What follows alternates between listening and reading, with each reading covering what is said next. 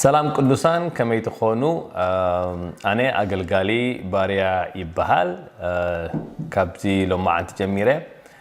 بستفل عليه ناي مصحف قدوساوي تمرتي اب يوتيوب حزلكم قرب بلان جيرس لازلخو بستخالكم متن شير بمقبار سبسكرايب بمقبار كتحبابرونا يحاتت مالتيو بسترفق قدوسان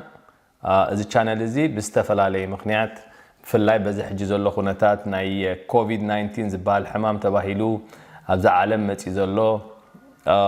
أمت أتوه خميلو متيو نمنتاي متيو مزح جزء جبر زلو ناي عالم كونتات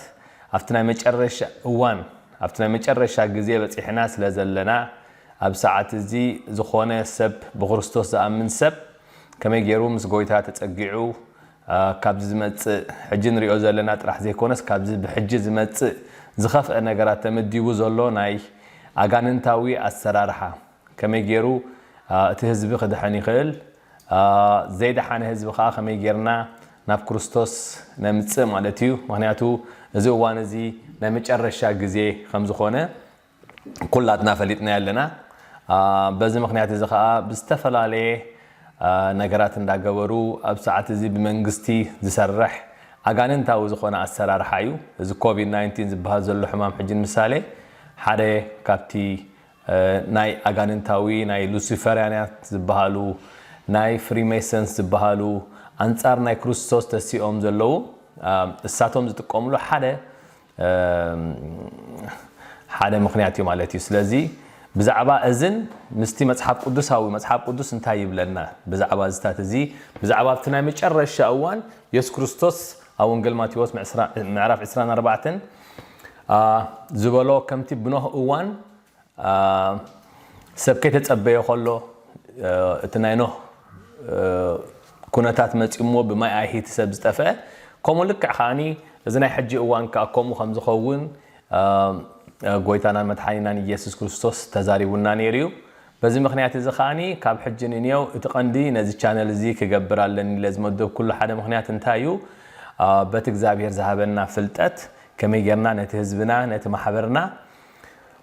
بفلاي نت ناي كريستوس زخونه ناي كريستوس عاب زخونه كمي يرو مسكم ذا عين شجرات كمص خلو بمنفساوي هيوتنا كمي كون كم زلو كميلنا نزي اسرار حزخن واغا خم زلنا زمهر channel يخون بزح جزء اب منفساو نجر بزعبا ناي منفساو زخونه نجر طرحنا نقرب ابزي قال نجرات كنجبر بلان يبلنا مالتيو كابزي بسترفم باركس بستقالكم متن مس تفلطوم سبات شير بمقبار كتحبابرونا سبسكرايب بمقبار كتحبابرونا بو سابورت خدغبرو نعدمكم قال بسترف خاني بتاقاچل تمثلالاب تحتينا عند كليك غيركما كل غزي استفلالي تمرت خنأتو خلنا كتصحكم خل مالتي نابتي ايميلكم ونا بتليفونكم كمتصخل مالتي كابز بسترفه اغزيابير يبارككم لما انتي زيانا مجمريان مفتنتالنا زغبرنايو هنا كابز بزقصل كن استفلالي عينه تمرتي ابسومن كلت ثلاثه غزي كنأتو خنجمرينا مالتي توم نايم حارنيا تزارو بخاني بناي تغرينيان بنايم حارنيان مغباري بلان زلنا سلازي افتي نصحفو ارستي تغرينيا زخونه بتغرينيا زبل كنصحفو لينا اتي نايم حارنيا زخونه خان نايم حارنيا مخانو كنصحفو لينا مالتي اغزابير كحجزنايو وانجيل كما يجرنا نابتوم زي بصحهم سبات كما يجرو يبصح تقند علامانا نسيو علامانا انتايو وانجيل كما يجرو ناي كريستوس وانجيل اتزهابنا مسكراتي كتكونيكم إلي سديدنا مالتيو سلازي كمتي اب جبر حواريات معرف حاده قطر شمون تزبل حيل كيتقبلكم كاب يرسالم كيتوصو دعرايت حيل مستقبلكم كن ناتي مسكراتي كتكونيكم تباهلنا زخونه كريستيان اتقند علامانا ابز مدر زلنا نمنتاينا ناي كريستوس مسكرات كوينا ام مدر وطينا نت وانجيل زي بصحالو سب كمي غرنا وانجيل نبصحيو تقند مصواعتنا مالتيو سلازي حال از channel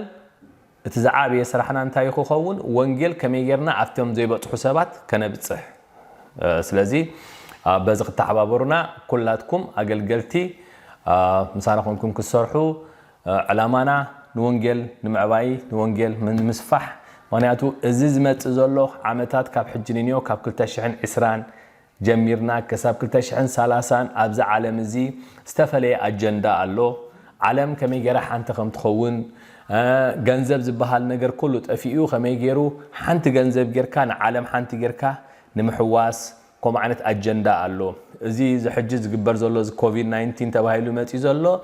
ናይ መጀመርያ ብምኽንያት ገይሮም ዘምጽዎ ይምበር እቲ ሕማም ኮነ ኢሉ ክሳብ ክንድቲ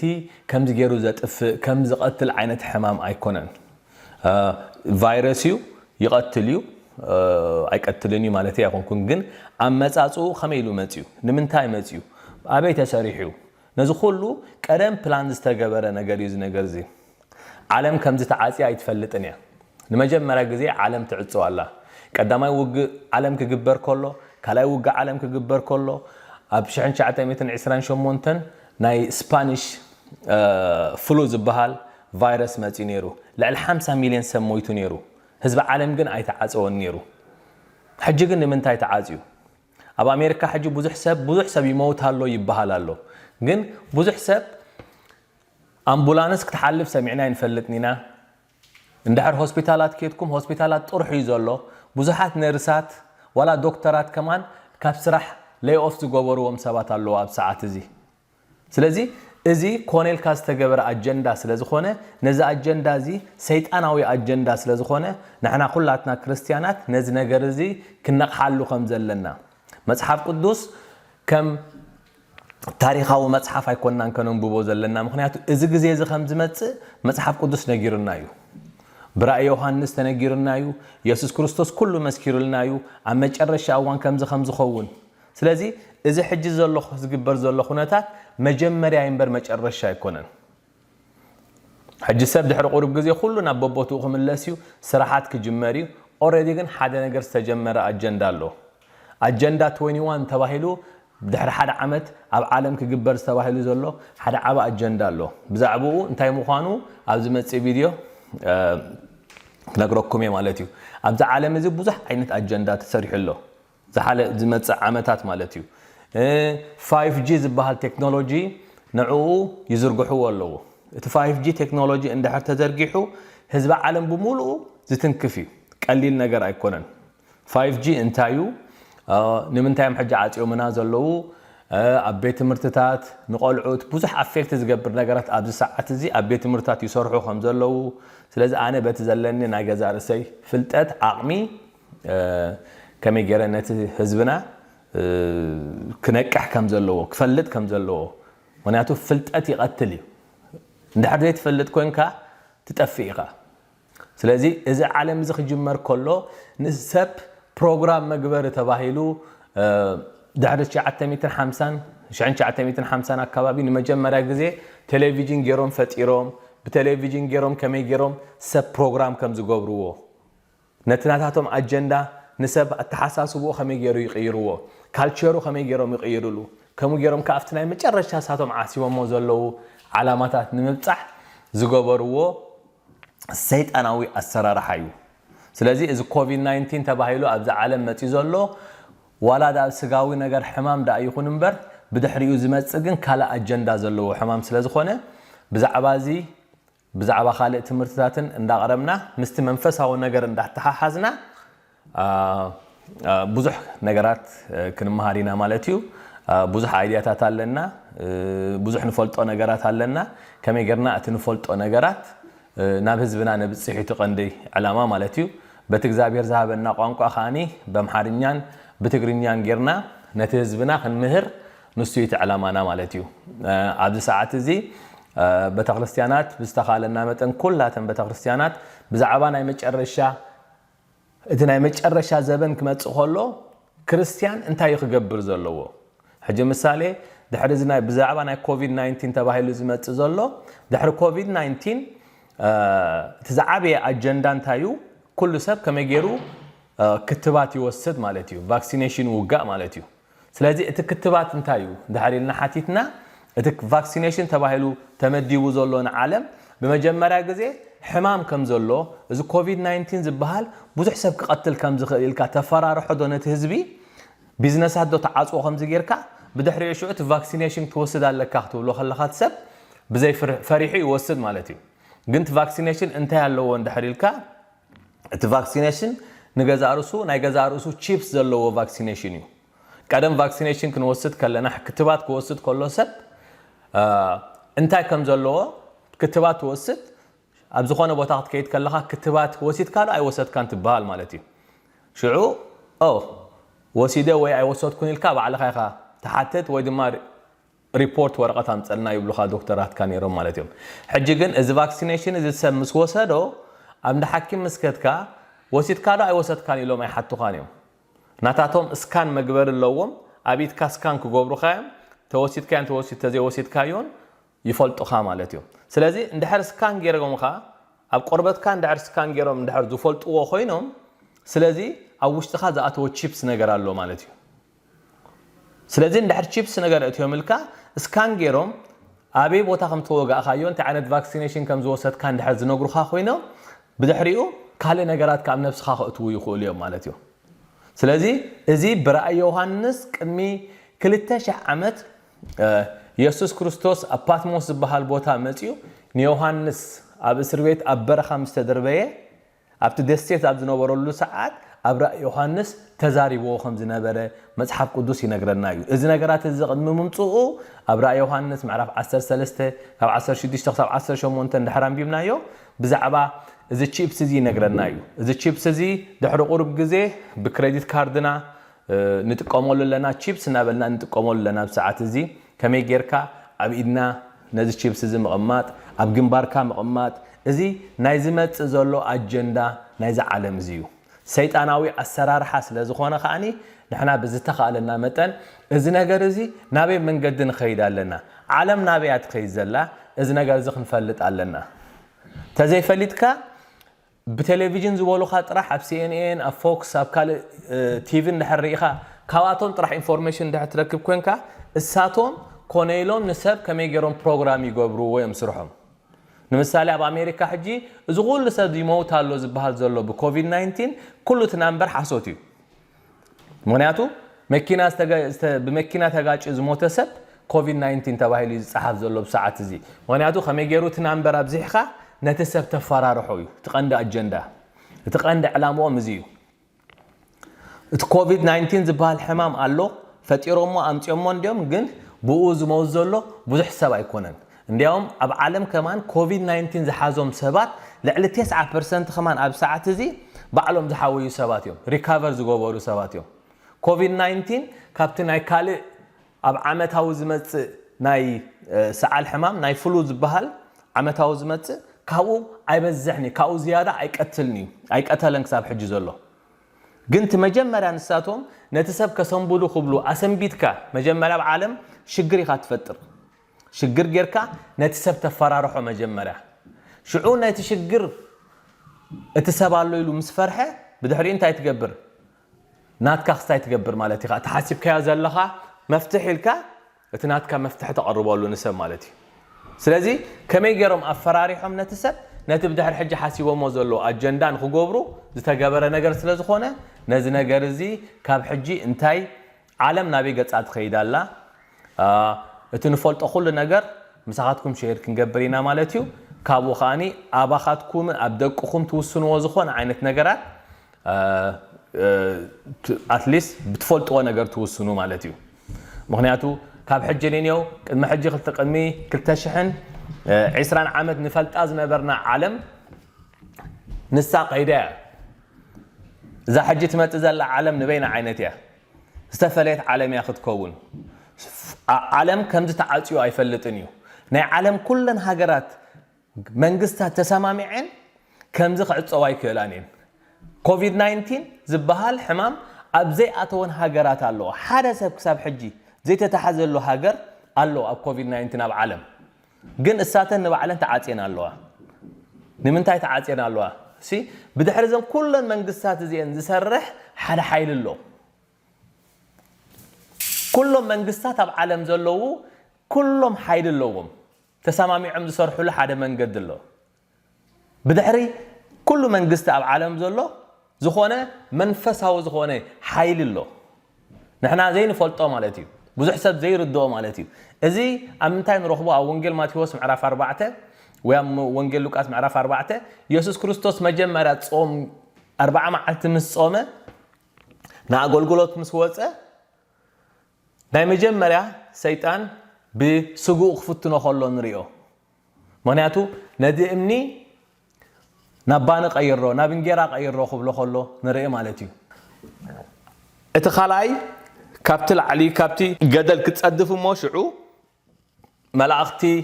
ብኢዶም ክቕበሉ ኸዮም ይብል እዩ እዚ ሕጂ ኣብ መዝሙር ዳዊት ምዕራፍ 91 ዘሎ ቃል ማለት እዩ መላእኽቲ ብኢድካ ክቕበሉ ኸዮም ዝብል ቃል ኣሎ ስለዚ ጽደፍ እሞ መላእኽቲ ክቕበሉ ኸዮም ይብለካ እንዲዩ ኢሉ ክፍትኖ ከሎ ንሪኦ ኢየሱስ ክርስቶስ እቲ ናይ መጀመርያ መልሱ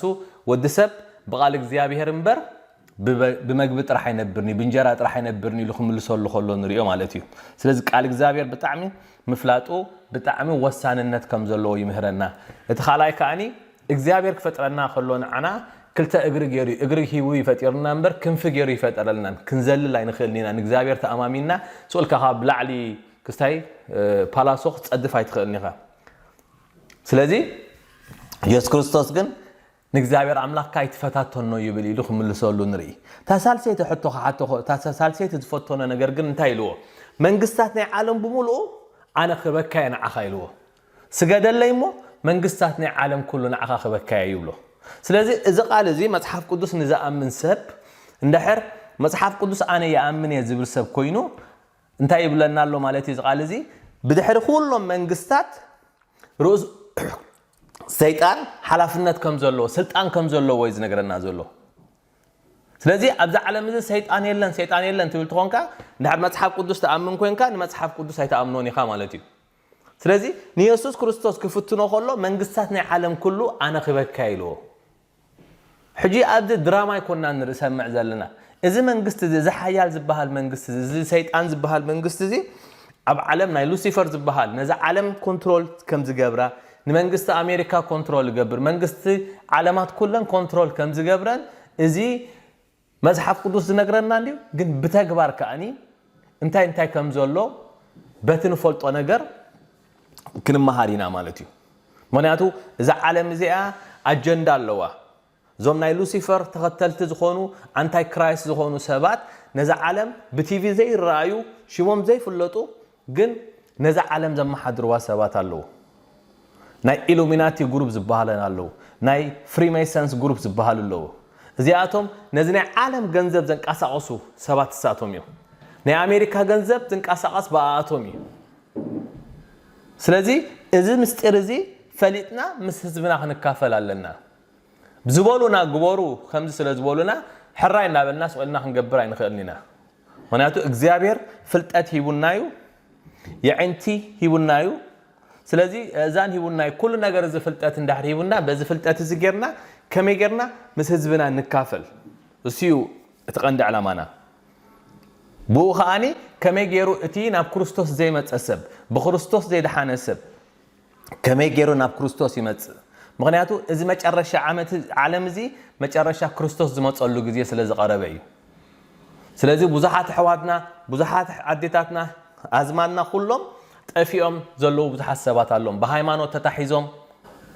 ስእሊ ለጢፉ ዘምልኽ ሰብ ኣሎ እቲ ስእሊ እንታይ ምዃኑ ይፈልጦን እዩ መብዛሕቱ ዘምልኹ ሰባት እንታይ ከም ዘምልኹ ይፈልጡን እዮም ናይ ኣቦይ ሃይማኖት እዩ ናይ ኣደይ ሃይማኖት እዩ እንዳበልካ ምኽታል ስለዚህ ኩላትና ቀደም ከምኡ እንዲና ነርና ካብኡ ግን ወፂና ማለት ኢና ስለዚህ ነዞም ኣሕዋት እዚኦም ነዞም ቤተሰብ እዚኦም ነዞም ጎረቤትና ንሕና ንፈልጦም ሰባት ከመይ ጌርና ብጸሎት ጌርካ ናብ እግዚአብሔር ብምቕራብ እንደገና ባዓልና ብምስካር ከመይ ጌርና ነድሕኖም ከመይ ጌሮም ናብ ክርስቶስ መጹ እዚ ተቀንደ ዓላማና ስለዚህ ብዙኾነ ይኹን ነገር እንገብሮ ነገር ሼር ብምግባር ክትተሓጋገዙና ሰፖርት ክትገብሩና በዛ አጋጣሚ ይላበውኩም ኣለኹ እግዚአብሔር ይባርክኩም እግዚአብሔር ይሓልኩም እግዚአብሔር ገጹ ይብራህልኩም ጸጉኡ ድማ ይሃብኩም እግዚአብሔር ገጹ ይምለሰልኩም ሰላሙ ድማ ይሃብኩም بشم እግዚአብሔር አብን ወልድን መንፈስ ቅዱስን ሓደ አምላኽ አሜን ስለዚህ ካብ ሕጅኒው ከምዛ ዝበልኩኹም ሳብስክራይብ ብምግባር ቻነልና ምሳና ንኻልኦት ሰባት ሼር ብምግባርን ምሳና ሳፖርት ክትገብሩና ንዕድመኩም ኣለና እግዚአብሔር ምሳኹም ይኹም እግዚአብሔር ይባርኽኩም thank you